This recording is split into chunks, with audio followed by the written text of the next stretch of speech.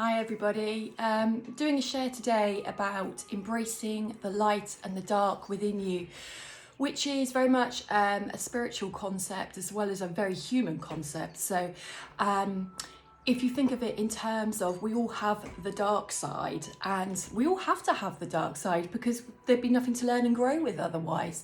So the dark side are the parts of our character we may not be too proud of. We might want to deny, we might want to avoid, we might not want to tell anybody that we have certain thoughts about certain things because it might not fit into the mainstream ideas, or it might be parts of us that feel shameful. I've had loads of parts like that, and I probably still do. But what I don't do anymore is try to push them away and bury them or deny them. Because if you think about it, if you deny parts of who you are that you don't like, what you're actually doing is really criticising yourself. It's not loving to self, you're judging yourself harshly. So if you've got a part of yourself that you don't like, that maybe you're an angry person. I've been a very angry person in my time, and it's something I can struggle with. I can feel real rage in my chest, and instead of really disliking that part of me and being ashamed of it, it's not a delightful part of me, and it's something, I have to keep in line. But it's more about working with, okay, I can get really angry.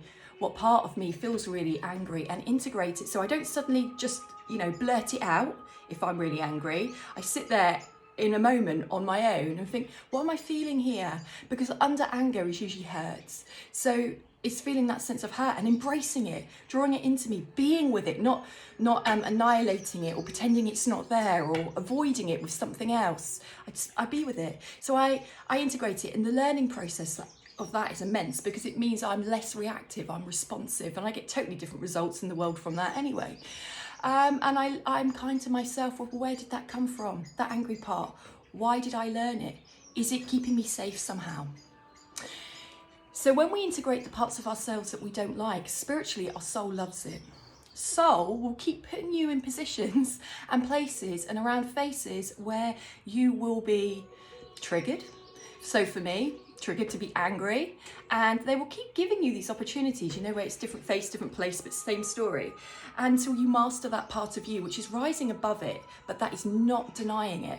So embracing that part, like, oh, here it comes, here's that part of me that actually needs to learn to replace that response, that reaction, or that feeling with something else. So I nurture that bit of me that comes up.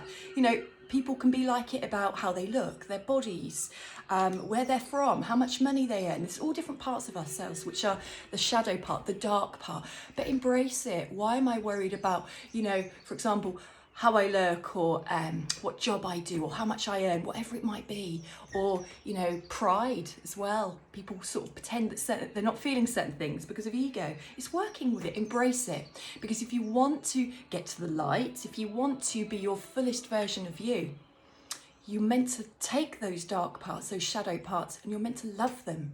You're meant to learn from them. Keep shelving it and shelving it. Those situations will just keep popping up in your world.